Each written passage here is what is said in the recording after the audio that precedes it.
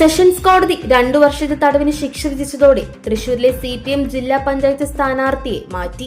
കാട്ടക്കാമ്പൽ division സ്ഥാനാർത്ഥിയും CPM Kunnamkulam area committee അംഗവുമായ KB ജയനെയാണ് ശിക്ഷയെ തുടർന്ന് സ്ഥാനാർത്ഥിത്വത്തിൽ നിന്ന് ഒഴിവാക്കിയത്.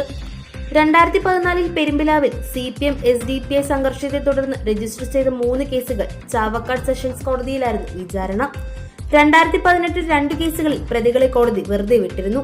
ഒരു കേസിൽ CPM പ്രവർത്തകർക്ക് 2 വർഷത്തെ തടവ് ശിക്ഷ വിധിച്ചു. അന്ന് തന്നെ ജാമ്യം ലഭിച്ചെങ്കിലും മേൽക്കോടതിയിൽ നൽകിയ അപ്പീലിൽ ശിക്ഷ സ്റ്റേ ആയില്ല. ശിക്ഷ നടപ്പിലാക്കൽ മാത്രമാണ് സ്റ്റേ ചെയ്തത്. 2 വർഷം അല്ലെങ്കിൽ അതിൽ കൂടുതലായി ശിക്ഷ ലഭിച്ചാൽ തെരഞ്ഞെടുപ്പിൽ മത്സരിക്കാൻ അയോഗ്യത വരുമെന്നാണ് നിയമകാര്യ വിദഗ്ധരുടെ വിലയിരുത്തൽ. നാമനിർദ്ദേശ നടപടിക്രമങ്ങൾ പുരോഗമിക്കുന്നതിനിടയിലാണ് ജയന് മത്സരിക്കാൻ നിയമ തടസ്സമുണ്ടായത്.